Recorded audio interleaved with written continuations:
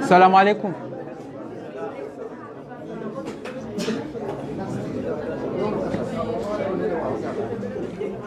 Après avoir fini de prier, qu'Allah subhanahu wa ta'ala accepte nos prières, Inch'Allah, nous allons passer aux discours, aux différents discours et interventions, en commençant par le discours de notre secrétaire général, M.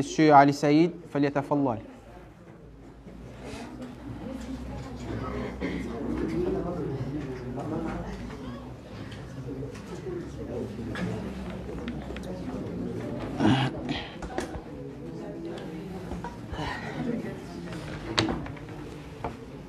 Salam alaikum wa rahmatullahi wa barakatuh.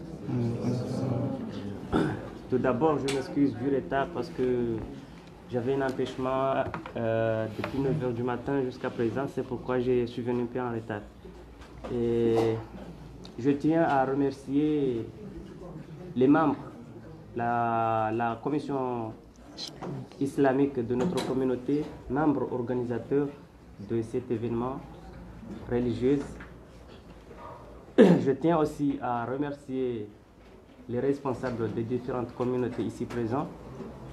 Et je tiens à remercier aussi tous les gens, filles et garçons, qui se sont déplacés jusqu'à venir ici pour honorer cette activité religieuse. Ce n'est pas la première fois que ma communauté organise un tel événement religieux. Comme nous sommes un pays musulman, nous avons l'habitude, nous avons le courage d'organiser chaque année une telle activité religieuse pour honorer, pour nous rappeler de la religion. Donc, sans tarder, je tiens à vous remercier tous, qu'Allah veille à tout le monde et je vous remercie. Donc, on remercie encore une fois notre secrétaire général pour son discours. Maintenant, on va passer à une intervention de la part du président de l'AEMF, ça veut dire Association des étudiants étrangers musulmans ici à Fès, M. Mohamed Hassan, falyatafaddal.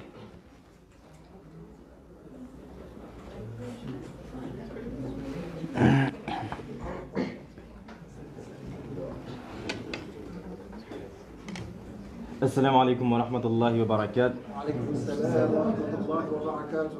الحمد لله رب العالمين والصلاة والسلام على أشرف الأنبياء والمرسلين وعلى آله وأصحابه أجمعين أما بعد.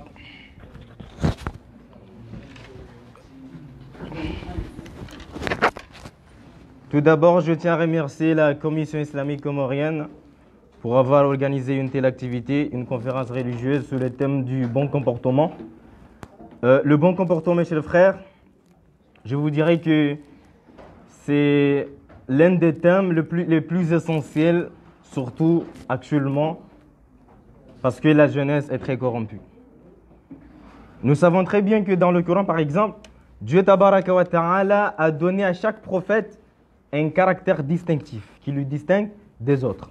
Chaque prophète, il a un caractère. Je vous donne 3 exemples. Dieu en parlant de Nuh, alayhi salatu wassalam, a dit que « Innahu kana abdan shakura » que Nuh, il était un serviteur reconnaissant. Et en parlant de Ayoub, il a dit que « Inna wajadnahu sabira » que Ayoub, nous l'avons trouvé qu'il était patient et endurant. Et en parlant de Idris, il a dit « Innahu kana siddiqan nabiyya » il était un prophète véridique. Mais qu'est-ce qui a fait que notre prophète Muhammad alayhi salatu wassalam est le meilleur de tous ses messagers et la meilleure de toutes les créatures? C'est ce que Dieu a dit. Innaka la'ala khuluqin adhim. Que c'est toi, prophète Muhammad, qui est celui qui a le plus grand des bons comportements. Le bon comportement, c'est ce qui a fait que notre prophète Muhammad alayhi salatu wassalam est le meilleur de tous ses messagers. Le conférencier a bien expliqué, a bien détaillé. Et mon frère ici, le modérateur en FIF, a encore rappelé que même notre messager nous a dit que qu'on m'a envoyé pour parfaire la noblesse du bon comportement. C'est sa raison principale. Et c'est son point fort, notre prophète alayhi salatu wassalam. Et il a aussi dit que lorsqu'on lui a demandé qu'est-ce qui va faire entrer beaucoup de gens au paradis, il a dit taqwallahi wa husn al-khulq. Il a dit la piété et le bon comportement. Et mon frère a déjà encore rappelé que ma min atqal shay'in 'ala al-mizan min husn al-khulq. Il n'y a pas quelque chose qui est lourd sur la balance que le bon comportement. Donc aujourd'hui, je ne suis pas là pour faire une prêche, mais je suis là pour parler au nom des étudiants musulmans africains de Fès. Que vous êtes tous des étudiants musulmans de Fès. Et je tiens à vous dire, alhamdulillah, que les associations islamiques cette année, elles sont devenues très fortes, très actives. Parce que le bon comportement, on ne va pas l'avoir aujourd'hui. Ce n'est pas quelque chose qu'on peut le trouver du jour au lendemain. Ce n'est pas en venant ici qu'on va changer tout ce qu'on avait, mais c'est quelque chose qu'on le fait continuellement. Le prophète n'est pas envoyé un jour prêcher, partir. Mais il a vécu avec nous 23 ans de prophétie. Tout ça pour montrer effectivement que le bon comportement, on ne peut pas l'obtenir seulement un seul jour.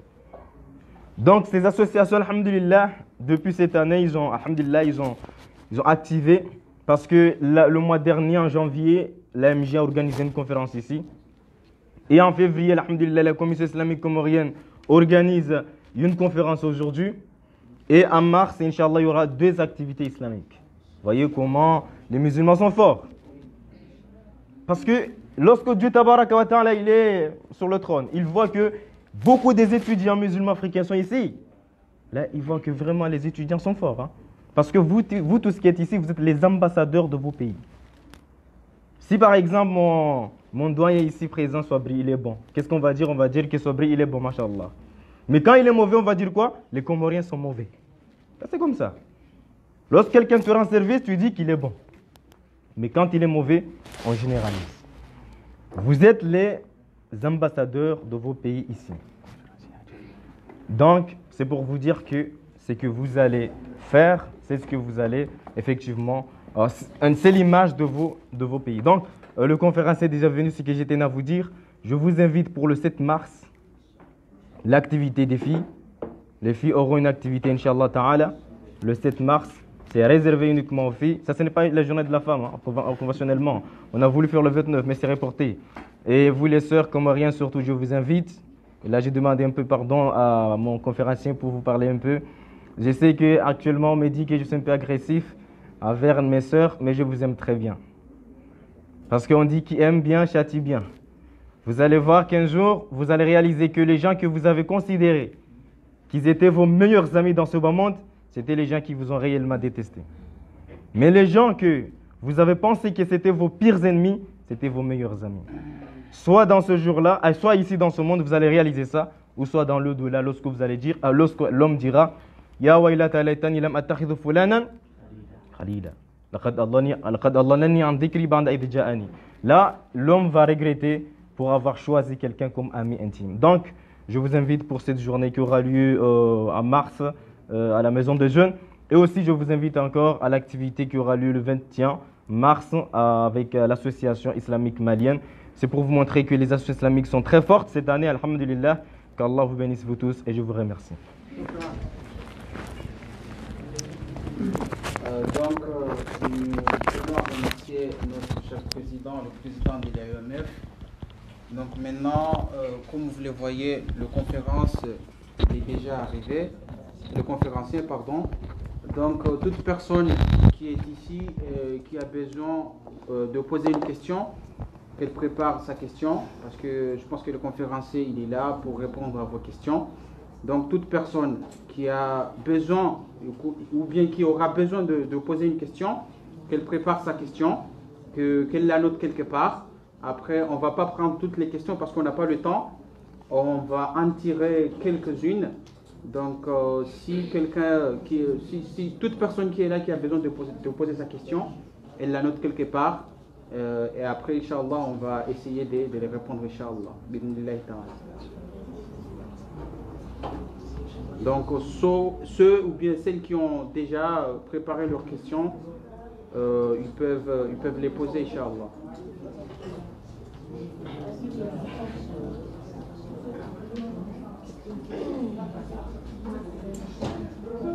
Personne?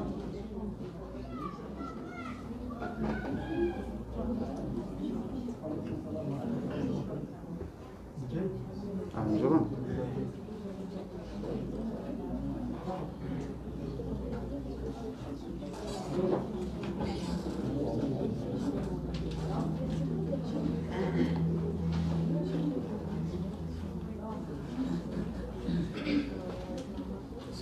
Wa alaykoum salam wa barakatuh. Merci beaucoup pour les conseils donnés, mais je n'ai pas une question proprement dite, mais juste vous demander conseil.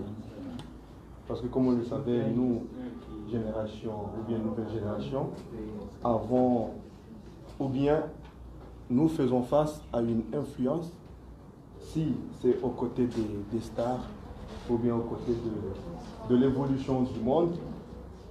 Et on a tendance à dire que voilà, si moi qui suis ici, je ne fais pas comme une telle célébrité, donc je me sens moi-même comme étant. Et quel est le conseil que vous allez donner à une jeunesse qui est influencée par les célébrités ou bien influencés par le monde, qui ont tendance à déraper ou bien oublier leurs racines, que ce soit leur religion ou bien que ce soit leur pays d'origine, pour vouloir imiter ou bien vouloir vivre comme les autres. Voilà le conseil donné à cette jeunesse-là. Parce que nous vivons avec ou bien nous le sommes.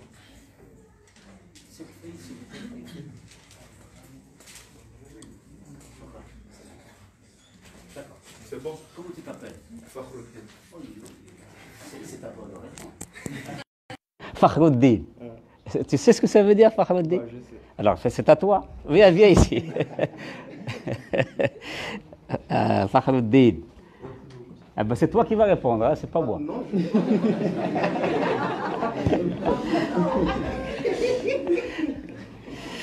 Alors, pour la jeunesse, vous voulez que je réponde jusqu'à la fin? Ou bien maintenant? Il y aura d'autres questions, je pense. En attendant que ça vienne. En attendant que ça vienne, je vais ajouter un petit peu à ce qu'a dit votre représentant. C'est vous le représentant? Oui, le président. Le président.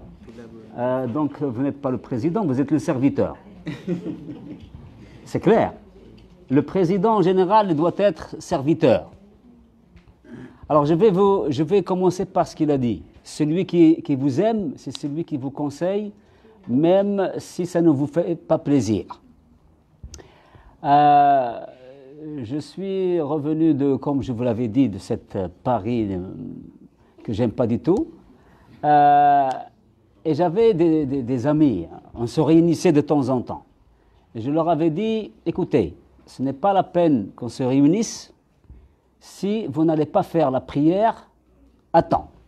La prière, elle doit se faire à son temps. Il y a un intervalle, c'est sûr, mais vous ne devez pas du tout dépasser l'intervalle. Alors celui qui ne fait pas salat subh, pour moi, en tant qu'homme, entre parenthèses, c'est pas la peine qu'il revienne dans cette réunion. J'étais très clair, parce que salat subh pour un homme, c'est dans la mosquée. Et j'étais il me disait que j'étais très rude. Alors cette personne-là, il m'évitait dans la rue, parce qu'il était très proche de moi, c'était un voisin. Lorsqu'il me voyait de très loin, il changeait de route. Et il me méprisait. Mais petit à petit, il a compris après. Et maintenant, il est très grand, il est grand maintenant. Il a des enfants très grands, ainsi de suite. Quand il me rencontre, il a envie de m'embrasser la main. Et il me dit maintenant que j'ai compris, que j'ai réalisé, vous êtes le plus aimé pour moi. Parce que vous me conseillez, c'était très dur, mais vous me conseillez. Et c'est ce que je vous conseille, les jeunes. Si vous ne respectez pas la prière et les horaires de la prière, croyez-moi, vous allez toujours vivre en dilemme entre vous-même. Parce que vous savez que c'est un très grand péché. Moi, je ne parle pas des autres attachements. Je vais venir pour les idoles, idolâtrie, les célébrités, pas de célébrités. Alors, la prière est très importante. Ce que vous faites maintenant, ces réunions sont très importantes. C'est très important. Parce que vous allez vous retrouver des jeunes et vous allez vous conseiller mutuellement et ainsi de suite. Et vous allez vous dire, je ne suis pas tout seul ici à Fès, et ainsi de suite. Voilà. Alors, pour les célébrités, il n'y a pas de problème d'avoir comme idée d'aimer, aimer, c'est-à-dire se rattacher à telle ou telle personne, parce qu'elle est rigoureuse, parce que vraiment elle joue bien le football, mais lorsqu'elle joue bien le football, c'est sûr que si elle commence à mettre des tatouages, ce n'est plus une célébrité. Moi, je ne parle de personne, quel qu'il soit, musulman ou pas musulman. J'ai le droit, je peux m'attacher à tel joueur de football. Mais ça ne veut pas dire que je vais l'aimer et l'aimer plus que mes enfants, et je vais m'inscrire dans d'autres phénomènes. C'est clair. J'espère que je suis clair. Parce qu'il joue bien. Il joue réellement le football. Mais maintenant, le football, croyez-moi, ce n'est plus du football. C'est quoi? C'est le qimar, c'est quoi en français? C'est du pari. C'est le pari. C'est du business. Il joue parce que regardez combien de millions de dollars il gagne par an. Millions de dollars. Est-ce que vous croyez que c'est logique qu'un joueur de football soit vendu d'un club à un autre pour 230 millions de dollars? 230 millions de dollars. Ça veut dire 230 milliards de centimes marocains. Ça veut dire 230 000 années pour 1000 familles. 230 000 années pour 1000 familles. Est-ce que vous imaginez? Donc ce n'est plus du football, c'est quoi? Du business. La même chose pour les chanteurs. Un chanteur, tel qu'il soit. Moi, je ne parle de personne. Je ne vais pas citer de nom. Ça ne m'intéresse pas. Mais il y a des chanteurs plus ou moins tolérables. Je dis bien tolérables. Je ne suis pas ici pour vous dire licite ou illicite. Halal ou haram. Je ne suis pas là pour ça. Ça, peut-être qu'il y a ici parmi vous qui sont plus aptes à répondre halal ou haram. Ça, c'est votre choix. Moi, je ne suis pas là pour vous dire halal ou haram. Mais la chanson en tant que ça, pour vous, même si vous voulez entendre des chansons, ou bien au moins que ces chansons soient des chansons qui parlent d'Allah, qui parlent de Rasulullah, sallallahu alayhi wa sallam, du bon comportement, et ainsi de suite. Il a une chanson que j'aime beaucoup, j'admire. Je ne fais pas attention à la musique, mais je fais attention aux paroles. Samih anta glabih. Sois tolérant, c'est toi le gagnant. C'est ça ce que ça veut dire. Moi, ce qui m'intéresse, ce n'est pas la musique. Ce qui m'intéresse, c'est les paroles. Samih anta glabih. Et puis, il va vous dire que à chaque fois que tu tolères, ou bien que tu pardonnes, c'est toi le gagnant. Et c'est ça le bon comportement. C'est vrai qu'il faut conseiller. Je ne suis pas dupe, comme a dit Omar ibn Khattab. Lastu bil khabbi wa la khibbu yakhda'uni. C'est-à-dire, je ne suis pas dupe. Et vous n'allez pas me rendre dupe à chaque fois. Vous savez ce que ça veut dire dupe en français? Oui, c'est clair pour tout le monde. C'est-à-dire que je ne suis pas un petit peu un naïf à un tel niveau que tout le monde peut me prendre pour un naïf comme ça, pour un dupe. Moi, je ne vais pas dire comme un âne. Un âne, c'est une créature d'Allah. Et c'est une créature d'Allah. Et il est âne parce qu'il est âne, tout simplement. Alors, je ne vais pas dire pour un être humain qu'il est un âne. Un être humain est soit un être humain, soit il est pire que les ânes. Non, ne rigolez pas, s'il vous plaît. Ça, c'est un verset du Coran. C'est un verset du Coran. أم تحسب أن أكثرهم يسمعون أو يعقلون إن هم إلا كالأنعام بل هم أضل. Ils sont pires que les animaux. Soit vous êtes dans le bon chemin, soit je suis pire que les animaux. C'est clair. Alors, moi je vous dis ça, c'est pour que vous compreniez mieux les versets. Donc, quand je dis un âne, moi je le respecte, l'âne, parce qu'il m'en rend service. Il faut le respecter. Et attention, même une moustique, quand est-ce que vous avez le droit de la tuer? Lorsqu'elle est chez toi, à la maison, et que tu as peur qu'elle te fasse du mal. Mais tant qu'elle est à l'extérieur, elle doit faire son travail. Elle a un travail à faire. Et il y a un cycle biologique qui suit. Bon, alors pour la jeunesse, c'est tout ce que je vous dis. Essayez de vivre avec votre religion. D'accord? Vivez la religion. Ne soyez pas imiteurs. C'est-à-dire que vous êtes là, vous êtes musulman, parce que vous avez vécu dans une société musulmane ou bien dans une famille musulmane. Moi, je vous conseille de choisir l'islam. Je vais vous poser cette question maintenant. Qui d'entre vous a choisi l'islam? Il l'a choisi. Attendez. Voilà ce que ça veut dire choisir. D'accord, d'autres questions. Alors, mais ça, c'est très important et peut-être que ça va répondre à tous. Choisir, ça veut dire que j'ai posé devant moi les règles de l'islam. Les règles de l'islam. Et je me suis dit, je me suis convaincu, et j'ai été convaincu que ces règles, c'est l'islam. Et j'ai choisi de plein gré cet islam. Qui d'entre vous l'a fait comme ça? Les règles de l'islam, le Coran, la Sunna, il a lu le Coran et il a dit, j'ai choisi l'islam. Qui d'entre vous l'a fait comme ça? Une.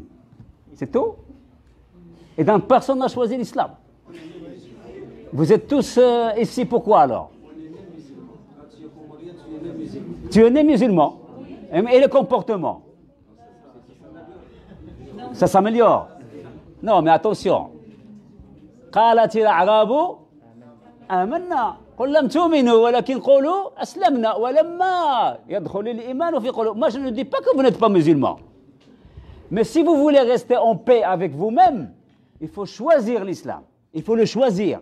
Et quand vous choisissez, vous êtes responsable. Et quand on est responsable, on sait qu'il y aura un compte à rendre.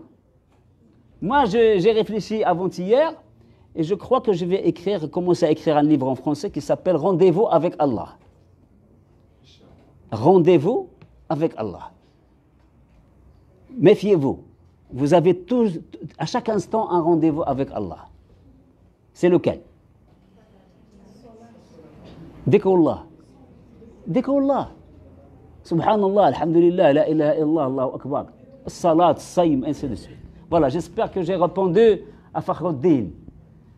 J'ai été très heureux de vous entendre aujourd'hui et d'entendre ce nom ou prénom. Fakhruddin. Oh, ya salam.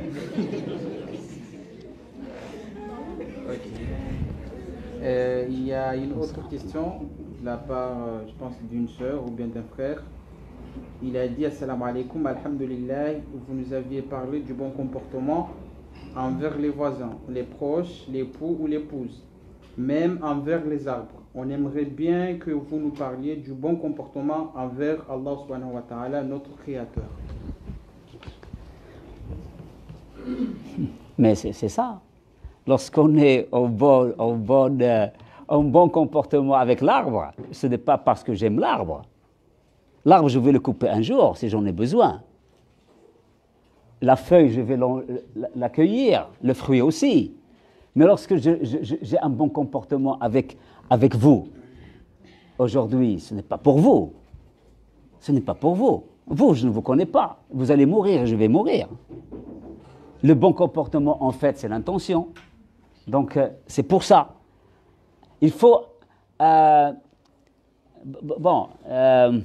français, ce n'est pas évident. Si vous voulez vivre avec Allah et avoir un bon comportement avec Allah, il faut voir en chaque chose Allah. Il faut voir en chaque chose Allah. Qu'est-ce que ça veut dire? Ça veut dire que lorsque je vois mes mains, il faut que je me rappelle le Créateur. Tout simplement. Et ça se travaille tous les jours. Lorsque je vois avec mes yeux, je me rappelle le Créateur. Et regardez bien, Allah a commencé le Coran avec une sourate très importante. Toutes les sourates sont importantes. Mais lorsqu'on commence avec quelque chose, ça veut dire qu'elle est très importante et qu'il faut faire attention. Iqra. Iqra. Bismi rabbika alladhi khalaq. Khalaq, ça veut dire quoi? Créateur. Ça veut dire quoi? Ça veut dire qu'il t'indique le chemin. S'il vous plaît, un verre d'eau, s'il vous plaît. Il vous indique le chemin pour que vous le voyez. Lorsque vous voyez votre main, lorsque vous voyez l'autre qui est devant vous, en fait, vous ne le voyez pas lui-même. Qu'est-ce que vous devriez voir? Le Créateur. Iqra bismi rabbika alladhi khalaq. Khalaqa al-insana min alaq. Alors, lorsque alaq, ça veut dire quoi? Alaq. C'est quelque chose qui s'accroche. C'est quelque chose qui s'accroche. Où? Au niveau de l'utérus. Alors, si vous voulez connaître la grandeur d'Allah, rappelez-vous votre origine. Qu'est-ce que vous étiez? Vous étiez rien. Vous étiez rien. Votre père, avant qu'il connaisse votre mère, où est-ce qu'il était? Rien. Et il est devenu... Bismillah. Il est devenu un homme. Et votre mère est devenue une femme. Ils se sont rencontrés. Ils ont eu une relation sexuelle. Ça a donné un œuf. Et cet œuf a grandi. Et il vous a donné vous-même. Moi, je pense que ça, c'est largement suffisant. C'est largement suffisant pour que vous vous rappeliez toujours Allah. Vous n'étiez rien. Alors, sauf les deux personnes qui sont là, qui d'entre vous sait exactement, lorsque vous mangez quelque chose, comment elle est digérée dans votre bouche, comment elle va traverser l'œsophage, elle va arriver à l'estomac, comment elle est traitée par les intestins, comment il arrive au foie, et ainsi de suite pour vous garder en équilibre. Est-ce que vous savez? Qui d'entre vous sait? Qui est biologiste ici? Il y a deux personnes. Oui, je sais. Vous deux. Il y a plus que deux. Trois. Même 5. Oui, mais même ces trois-là ne savent pas beaucoup plus les choses. Si vous savez comment ça se passe, vous n'aurez que dire Subhanallah. Et c'est pour ça que c'est très important, avant de manger, de dire Bismillah. Bismillah, c'est très important. Alors pour moi, il y a un vers, c'est-à-dire un morceau de shi'r, de poème, qui dit Wa ajaban kayfa yu'sa al-ilahu. Wa ajaban kayfa yu'sa al-ilahu. Wa fi kulli shay'in ayatun tadullu annahu wahidu. Vous n'avez pas compris ça. C'est ça. Oh, comment ces gens-là arrivent à désobéir Allah. Comment on arrive à désobéir Allah alors que chaque chose est le témoin de sa créature.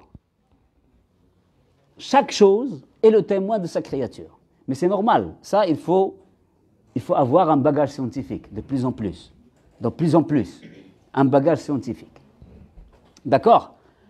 Alors, pour revenir un petit peu et descendre sur terre, je l'ai dit tout à l'heure. On nous a demandé jusqu'à 18h, il y a d'autres questions, on va faire d'autres. D'accord. Répondez aux questions brièves. Oui, comme vous voulez. Hein. Vous me dites de m'arrêter, je m'arrête. Non, il reste deux questions. Et après on va- Je vous ai parlé de la prière tout à l'heure, vous vous rappelez? Alors, essayez de ne pas faire la prière comme un automate. Un automate, vous savez ce que c'est? C'est-à-dire un robot. Essayez, jour après jour, de vous concentrer le maximum dans votre prière. Alors, plus vous allez vous concentrer, plus vous allez pleurer à la fin de la prière ou au milieu ou au début. Si vous ne pleurez pas, ça veut dire qu'il faut encore d'efforts. Ça, c'est clair. Il y a beaucoup de versets qui en parlent. يخرجون للأذقان يبكون ويزيدهم خشوعا. Ils se prosternent يخرجون للأذقان sur leur menton, c'est-à-dire sur leur front. يبكون, ils pleurent, et ça leur ajoute concentration. Alors ça, c'est obligatoire. C'est obligatoire.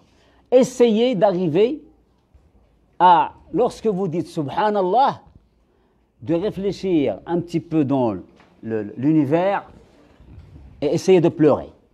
Essayez. Et finalement, petit à petit, lorsque vous allez le dire une seule fois, vous allez pleurer. Vous allez pleurer. Pas vous allez pleurer par amour envers Allah. Et par méfiance aussi. Parce qu'aujourd'hui, vous êtes musulman. Mais rien. Et vous-même, vous n'êtes pas sûr que vous le serez demain.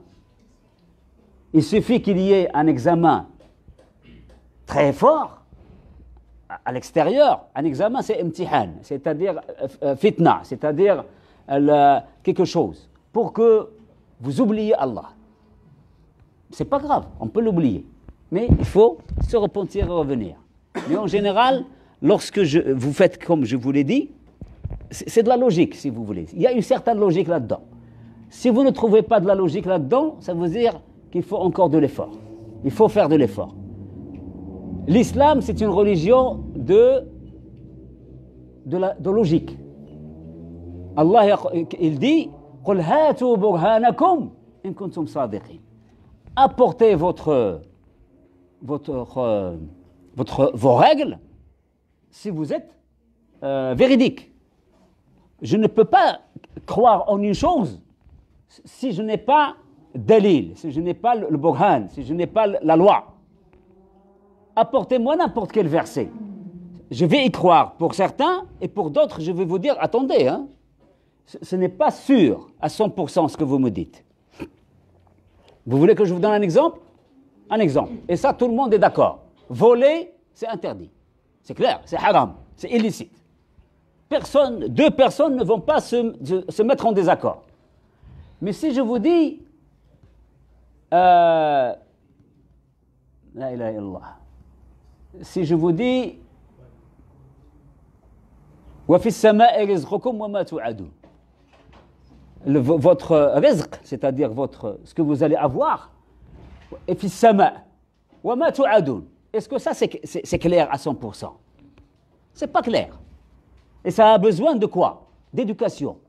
Et l'éducation est variable d'un pays à un autre, d'un environnement à un autre.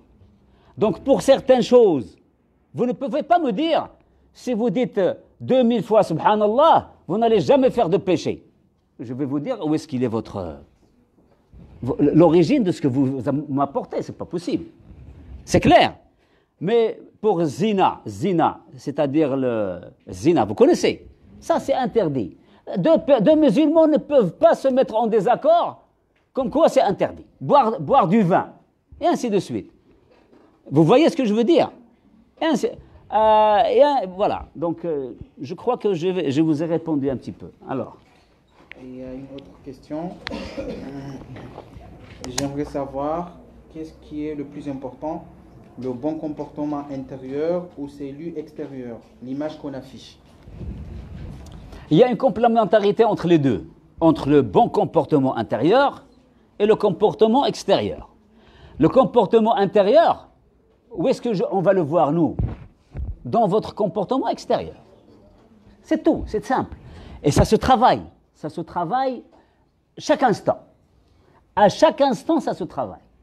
Ne croyez pas que le prophète était parfait dès le départ, dès sa naissance. Pas du tout. Il n'était pas parfait dès sa naissance. C'est jusqu'à l'âge à peu près de 3 ans ou 4 ans qu'il a été purifié complètement. Lorsque Jibril est venu, avec un bassinet, ils ont ouvert sa poitrine et ils ont enlevé alaqa de son cœur. Et à cet instant-là, il est devenu pur. Et même lorsqu'il est devenu pur, ne croyez pas que sa personne en tant qu'être humain a été enlevée. Pas du tout. Il est resté un être humain pour beaucoup de choses. Sauf qu'il tolérait beaucoup plus que tous les autres. Il s'est trompé lui aussi. Et Allah l'a corrigé. Alors ne croyez pas que vous allez être parfait un jour. Ça n'existe pas. Il n'y a pas de parfait chez l'être humain. Et surtout maintenant. Pas de parfait. Ne croyez pas qu'il y a un cheikh ou bien quelqu'un qui est parfait. Ça n'existe pas. Et c'est lui qui va vous donner les papiers pour entrer au paradis. Ça n'existe pas. Dans la loi islamique, ça n'existe pas. Si vous me dites quelque chose, il faut apporter vos preuves. N'imaginez rien sans preuve. D'accord? C'est clair? Alors, l'image intérieure, ça se travaille avec dhikrullah. Dhikrullah, c'est le Coran d'abord. Et le Coran, il ne faut pas le lire comme vous lisez Agatha Christie ou je ne sais pas quoi, qu'est-ce que vous lisez d'autre. Hein? Alors, je vais vous dire une chose. Par exemple, la première ayah de Al-Baqarah. A'udhu billahi minash shaitanir rajim, bismillahir rahmanir rahim, alif lam mim. Qui peut m'apporter une preuve de ce que ça signifie alif lam mim? Est-ce que quelqu'un parmi les savants du monde, depuis le début jusqu'à maintenant, a une preuve comme quoi alif lam mim, ça veut dire telle chose? Non. Alors vous avez le temps encore. Vous pouvez réfléchir et nous apporter votre avis, mais pas la preuve. Autre chose, et c'est très important, écoutez bien. Alif lam mim, ذلك الكتاب لا ريب فيه. لمن? Pour qui? للمتقين. Est-ce qu'on peut se mettre d'accord sur qui est le muttaqin? Est-ce que quelqu'un, n'importe lequel dans le monde, qu'il soit savant ou non, peut m'apporter une preuve que moi, je suis muttaqi? Ou bien lui, il est non muttaqi? Et quelle est la définition de taqwa? Est-ce que quelqu'un peut m'apporter une définition unique? Est-ce que ça existe? Dites-moi vous, est-ce que ça existe? Ça existe? Pourquoi? Pourquoi moi je suis comme ça, aussi convaincu? Parce que c'est Allah qui l'a dit. Et si Allah l'a dit, ça y est, c'est terminé. C'est fini, c'est terminé. Personne ne peut dire, moi je suis plus pieux que toi, ni toi plus pieux que moi. Personne. Où est-ce que c'est écrit dans le Coran? ذلك الكتاب لا ريب فيه هدى للمتقين. المتقين, ça veut dire taqwa. Taqwa, ça veut dire la piété. Personne ne peut vous dire vous n'êtes pas pieux, ni vous êtes pieux. Personne. C'est Allah qui l'a dit. Alors, vous qui avez lu le Coran, où est-ce qu'on le trouve ça dans le Coran? La réponse.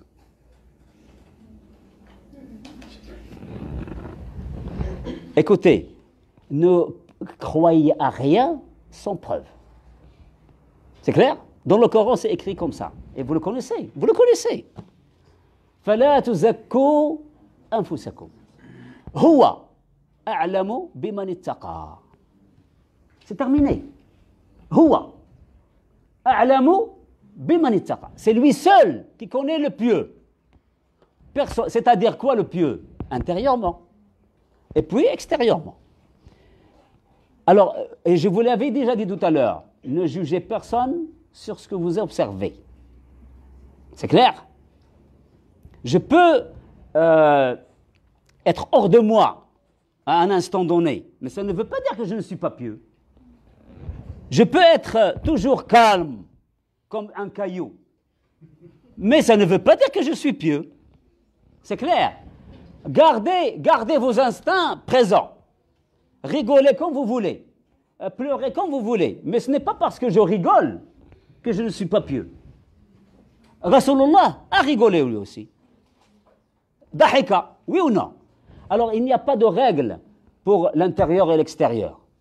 Mais c'est vous qui vous connaissez. Et je vais commencer avec ça. Vous vous rappelez, je vous avais dit qu'il faut que vous connaissiez vous-même avant de parler du comportement. Si vous ne connaissez pas, et je vous avais parlé d'avantages et d'inconvénients, vous vous rappelez, c'est vous qui allez connaître vos avantages et vos inconvénients. Vous les connaissez. Et il vous l'a dit, Allah. Et il vous a dit, wa fi anfusikum afala tubsirun. Allez-y. N'ayez pas honte de moi. Dites-moi, arrêtez-vous, je m'arrête. Si je dois arrêter, je m'arrête. Moi, je suis prêt à partir. Il y a une autre question. Une personne qui cherche son argent dans le haram et que par la suite, elle se répand tout en sachant qu'elle a bien eu son argent dans l'illicite. La question doit-elle le garder ou le donner? C'est une question. Il y a une deuxième question.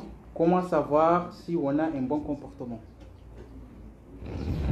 Pour le licite et illicite, si vous pouvez compter, avoir une idée sur cet argent et de le restituer à son possesseur initial, il faut le faire.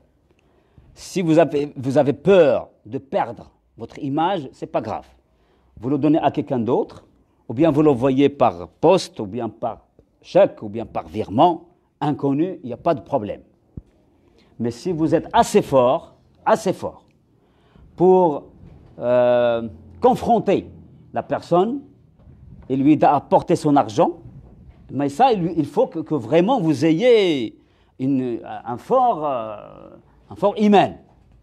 D'accord? Ça, c'est le meilleur.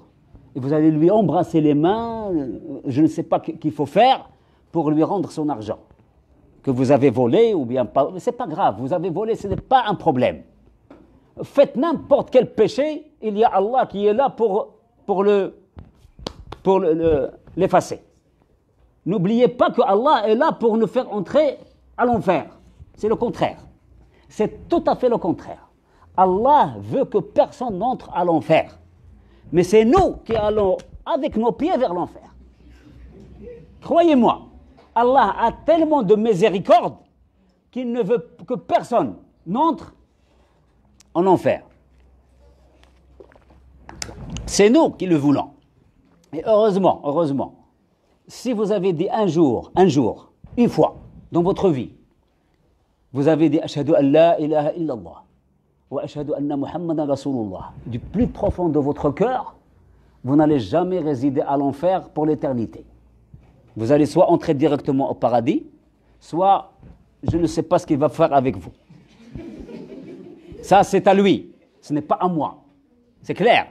Mais les péchés, quels que soient les péchés, je vais vous parler d'une chose. Hein. Écoutez, il y a le bon comportement, parce que vous avez insisté, il y a le bon comportement et le bon comportement. Moi, je suis vieux, j'ai 60 ans et un peu plus.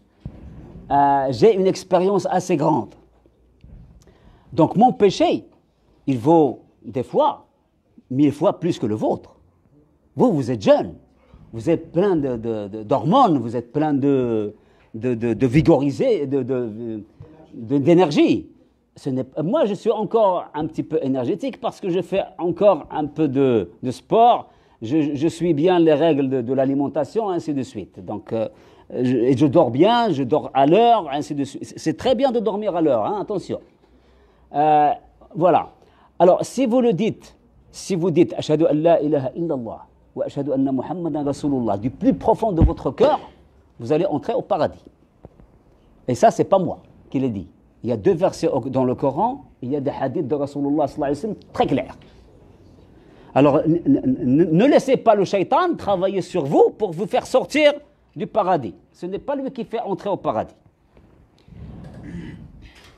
Écoutez, les péchés, les petits péchés, il suffit d'y penser. Et ils vont se laver avec les ablutions. Si vous faites les ablutions maintenant de l'Asr, vous avez effacé les ablutions avant l'Asr. Les péchés, les sayyi'at. C'est terminé, c'est fini. Parce que Allah, il veut te faire entrer au paradis. Alors il y a les ablutions. Salat. Elle aussi. Vous allez laver. Le Jumu'ah. Vous faites la prière du Jumu'ah. Vous n'êtes pas obligé de faire la prière du Jumu'ah. Si vous faites la prière du Dahab, du jour du Jumu'ah, pour les femmes, tous les péchés, les petits, les petits péchés, ils sont effacés. Mais c'est quoi les petits péchés? C'est quoi les petits péchés? Sont celles que je ne fais pas avec une intention de désobéir. Parce que on est faible. Et Allah nous le dit. Il vous dit, vous êtes faible. Alors, si je fais des péchés sans l'intention de le faire, ceux-là, ils sont écartés. Mais lorsque, même s'ils sont petits, et je les fais avec l'intention de les faire, pour désobéir, alors ceux-là, ils deviennent grands. C'est clair. Parce qu'il faut faire attention. Les péchés, tant que vous les faites, parce que vous témoignez de vous-même que vous êtes faible, ceux-là, ils sont lavés.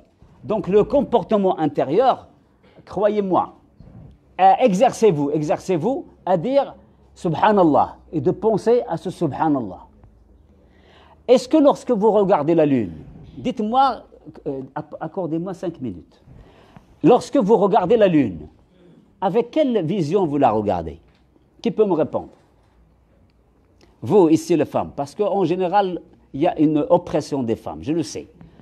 Ou les filles, les femmes, maintenant on appelle filles, femmes, ainsi de suite, chez eux. Mais pour nous, c'est encore filles et femmes. Une femme n'est pas vierge, et une fille, elle est encore vierge. Chez eux, ils ont tout écrit femme et madame. Pourquoi? Parce qu'il n'y a plus de vierges chez eux. Et ils ont des poubelles.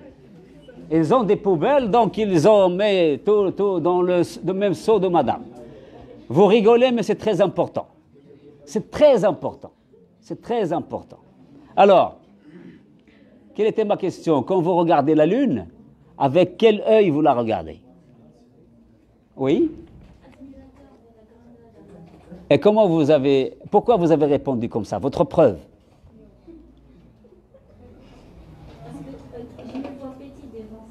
Oui, c'est sûr que vous êtes petit devant. Mais petit de taille, petit de poids. Je n'ai pas ici, c'est dommage. Est-ce que vous connaissez le poids de la Lune?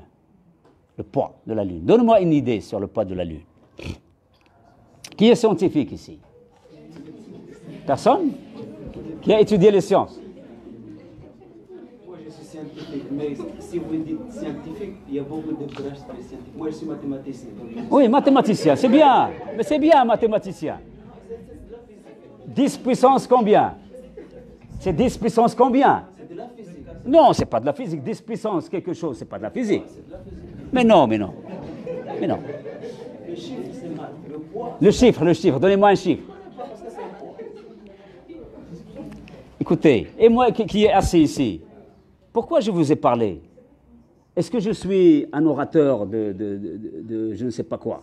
Plus général. Si vous êtes plus cultivé que moi, ça ne veut pas décider. Alors cultivez-vous. Ne me répondez pas comme ça. C'est pas une réponse de musulman. La réponse de musulman, c'est ça. C'est ça la réponse d'un musulman. Vous connaissez Ibn Qayyim al-Jawziyya? Non, je ne connais pas. Non. Oh là là. Vous connaissez Ibn Hazm? Je ne connais pas. Oh, c'est dommage. Vous connaissez Rasulullah? Oui. Est-ce qu'il était physicien? Il réagissait quand on lui demandait une question. Si, on est, monsieur ne connaît pas, il ne connaît pas. Il ne déconne pas. Et où est-ce qu'il va chercher la réponse? Ah, il va chercher après. C'est ce que je veux que vous me disiez. Alors, qui peut me donner le poids à peu près? 1 tonne, 50 tonnes, 1 milliard de tonnes? Une idée? Combien de tonnes? Je ne parle pas des cas particuliers. Imaginez ça. Et vous allez dire, subhanallah, l'œil que vous avez, comment elle marche, comment elle voit. Si vous, de temps en temps, vous regardez ça, vous allez comprendre que Allah est... Il n'y a pas de mot à dire que subhanallah. Voilà, j'ai arrêté, je vais arrêter maintenant. Hein. Je vais arrêter, je vais terminer. Une question, allez-y. Moi, j'ai arrêté, mais c'est à lui de décider. J'ai demandé aux responsables de m'accorder. Pour que vous ne disiez pas que je prends la parole comme ça. Hein. C'est eux qui veulent que je parle. En principe, je suis venu en retard. Donc, la conférence lui-même, je n'ai pas écouté. Mais j'ai voulu être à l'heure, mais par des circonstances qui ne m'ont pas permis, je suis venu en retard. Mais je le prends là où je l'ai trouvé. Allez-y. Donc, le sujet, c'est le comportement. Le comportement. Et avant de poser ma question, c'est quelque chose qui mérite. Mais je voulais juste faire un rappel que le football, c'est pas seulement du business, mais c'est aussi une passion et c'est aussi un travail. Donc, qui dit travail dit salaire et ça dépend du mérite. Et pour moi, même, je peux même faire un débat avec quelqu'un, mais c'est pas la question que je vais poser. Que les salaires qui ont été distribués maintenant, ce sont des salaires mérités. Mais pour revenir à ma question, vous avez parlé du bon comportement. Donc, vous avez évoquer une solution. Donc pour moi, le bon comportement, c'est un fait. Et qui dit fait, dit des qualificatifs qui vous qualifient que vous avez tel fait. Donc, j'espère que vous avez déjà dit les qualificatifs qui fait que telle personne est un bon comportement. Donc moi, ce que je veux savoir, quelles sont les solutions qui nous permettront de parcourir ce chemin jusqu'à avoir ces qualificatifs qui fait que nous, aujourd'hui, on a un bon comportement. Vous avez évoqué l'une de ces solutions, qui est la prière. Oui. Prier aux heures convenables. Donc, est-ce qu'il y a aussi d'autres solutions à part la prière qui nous poussent à aller à ce stade-là, de nous qualifier qu'aujourd'hui, on a un bon comportement envers l'islam, envers nous-mêmes? Bon. Je vais répondre brièvement parce qu'on n'a pas le temps. Non, écoutez, c'est à vous de dire. Vous allez répondre aux deux questions. Ok. Ah, d'accord. Il y a une question, mais bon, la question est un peu plus longue.